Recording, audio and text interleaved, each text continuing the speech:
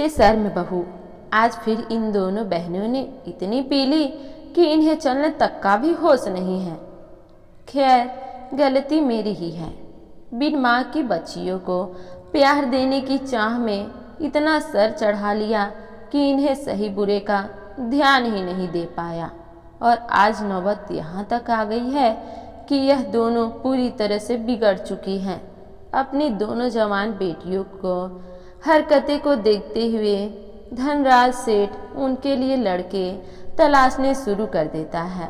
फिर कुछ दिनों में उनकी शादी अपने बराबरी के घराने में कर देता है, जहां उसकी सास राजरानी हाथों में आरती की थाली लिए उनका स्वागत करती है, जिसे देख सुनैना और मलाइका अपने घूंघट को हटाते हुए कहती हैं, ओफ सासुमो, अब ये सब तामझाम बंद भी करो ना। हम ससुराल आए हैं, कोई सरहद पर जंग लड़ने थोड़ी ना जा रहे हैं जो आप इन सब ड्रामे कर रही हैं। यह कहकर दोनों बहनें बिना कलश गिराए ही अपने कमरे में चली जाती हैं। उनका ऐसा व्यवहार देखकर राजरानी और उनके बेटे निखिल और रोहित हैरान रह जाते हैं। अगले दिन वो दोनों सुबह 10 बजे सोकर उठती हैं। फिर राजरानी उनसे कहती है, अरे ये क्या बहुओं, अभी तक तुम दोनों नहाई भी नहीं हो। आज तुम दोनों की पहली रसोई है जिसमें तुम्हें मीठा बनाना है। चलो जल्दी से नहा लो। लेकिन सासू मॉम, हमें तो कच्छी पकड़ानी तक नहीं आती। हमें तो सिर्फ मीठा खाना आता है, बनाना नहीं। और वैसे भी घर में नौकर है ना, तो यह उनका काम है। हमने तो आज तक अपने घर में कोई काम नहीं किया है। तो सॉरी सासू मॉम, हम लोग नहीं कर सकते हैं। लेकिन घर का खाना तो घर की लक्ष्मी ही बनाती है ना, और ये सब रस्में रिवाजों को तुम दोनों को ही निभाना पड़ेगा। माँ बिल्कुल सही कह रही हैं, और वैसे भी शादी के बाद अपने की पहली रसोई में मीठा बनाने का रस्म है जो हर बहू निभाती है। मलाइका, मैं हमारे पापा मायके में हमारे पापा कम थे जो अब यहाँ तुम दोनों भी लेक्चर देने लग गए हो। Leave it. अरे सुनना, चलो जल्दी रेडी होकर बाहर पूल में आ जाओ। आज हम दोनों भी जमकर स्विमिंग करेंगे। कुछ देर बाद दोनों बहनें सब घर वाले और नौकर के सामने स्विमिंग ड्रेस पहनकर आती हैं और पूल में जाकर नहाने लगती हैं।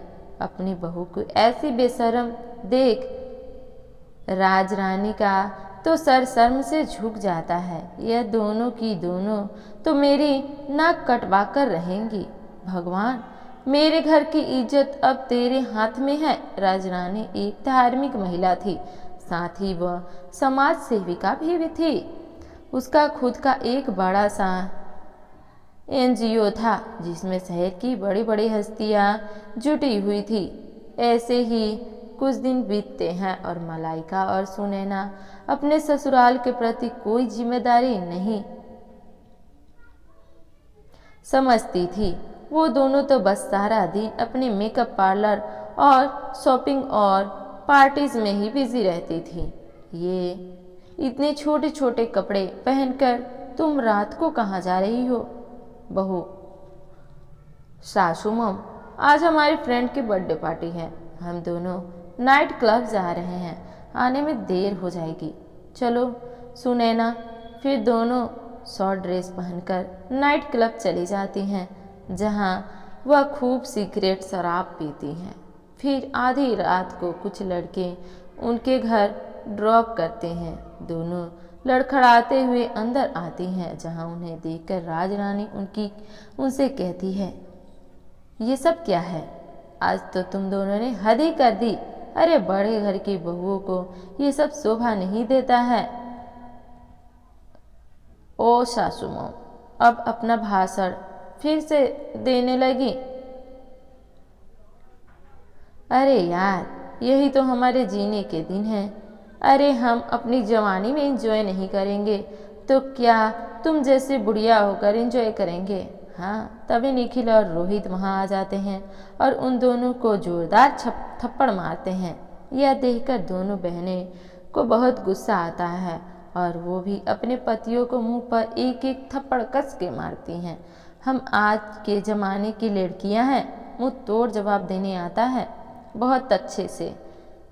तो ऐसी गलती फिर मत करना। फिर दोनों अपने कमरे में लड़खड़ाते हुए चली जाती है। ऐसे ही समय बीतता है और फिर एक रोज़ सुनैना और मलाइका अपने घर में लेटी थी तो उनके फ़ोन पर एक मैसेज आता है जिसमें शहर के बाहर एक फार्म हाउस में रेव पार्टी का इनविटेशन होता है। ओह वाह, rave party! Malaika, I am so excited यार। मैंने आज तक बस रेव पार्टी के बारे में सुना था, लेकिन अब तो हम उन्हें एंजॉय भी करेंगे। ऑफ कोर्स, आज लाइफ में हर चीज़ का मज़ा होना चाहिए। तो क्या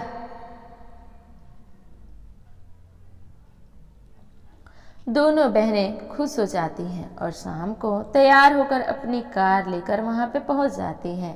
पुलिस से छुपकर उस फार्म हाउस पर हो रही पार्टी में शराब, सिगरेट, ड्रग से लेकर सुख की हर चीज़ शामिल होती है। वो दोनों उस दिन ड्रग्स का सेवन भी करती हैं जिससे उनका सर पूरी तरह से घूम जाता है और वह अलग अलग ही दुनिया में होती है।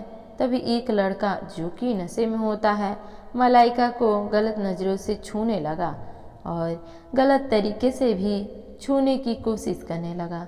तभी कुछ पल के लिए लाइट चली गई और जब लाइट आती है तो वो लड़का जो मलाइका को छेड़ रहा था वह मरा हुआ ज़मीन पर पड़ा होता है। कुछ ही देर में उस पार्टी में पुलिस आ जाती है और छापा मारती है और सबको अरेस्ट कर लेती है। अगले दिन राजरानी अपने बेटे के साथ जेल पहुंचती है। सासू मॉम, निखिल, हमने सचमुच किसी का मर्डर नहीं किया है, हमें बचा लो। सासू मॉम, प्लीज़ हेल्प। हाँ रोहित, हमारा ट्रस्ट करो, हमें फंसाया जा रहा है। हमसे बहुत बड़ी गलती हो गई जो हम उस पार्टी में गए।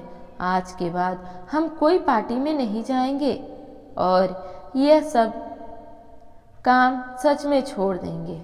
तुम दोनों को अपनी अपनी गलती का एहसास हो गया हो, यही काफ़ी है। आकाश, यहाँ आ जाओ और इंस्पेक्टर साहब आप छोड़ दो इन्हें। हाँ जी मैडम, ये जिंदा है, लड़का तो जिंदा है।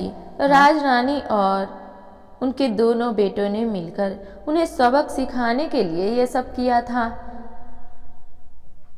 इस पार्टी का आयोजन किया था और यह सब ड्रामा रचा, लेकिन इससे मलाइका और सुनैना को अच्छा सबक मिला और वह दोनों अब बेशर्म से संस्कारी बहू बन गई जो अपने परिवार के साथ अच्छे से अपनी गृहस्थी चलाने लगी।